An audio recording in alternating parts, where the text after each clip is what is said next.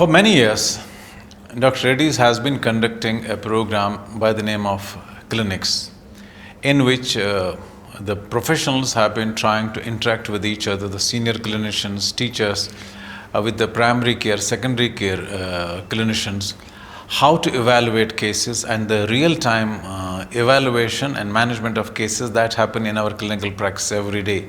What are the difficulties that we face and how do we circumvent those difficulties? How do we handle diagnostic challenges? How do we handle therapeutic challenges? And how do we handle challenges of deficiencies of infrastructure in primary care conditions in our own country? And over these years, we have been refining this program. I have been associated with this program right from the word go. And every year, we try to incorporate newer aspects of managing this program from the point of view of how we understand this can be done in a better fashion and what sort of feedback we get from our own colleagues that it could have been done better. This is the thrust area that we want in our own area. This is the thrust we want the next time in that area. This year we have done it quite a bit differently than the previous many years.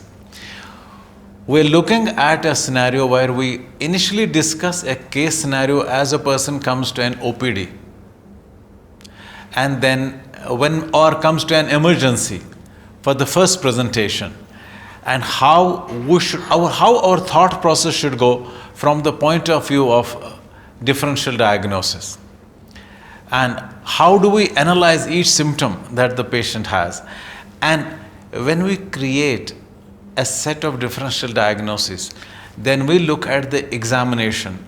And if we prioritize A, B, C as our differential diagnosis after history, then does our examination change that? Does it change any priorities? Or the priorities of the differential diagnosis reset? And then ultimately, how would we investigate this patient so that we zero in on a diagnosis? But the novelty this time is that probably there will be many scenarios, clinical scenarios, where a person will have many facets of a disease or more than one disorder simultaneously that might complicate either the clinical scenario, a differential diagnosis, or the way investigations are presented to us.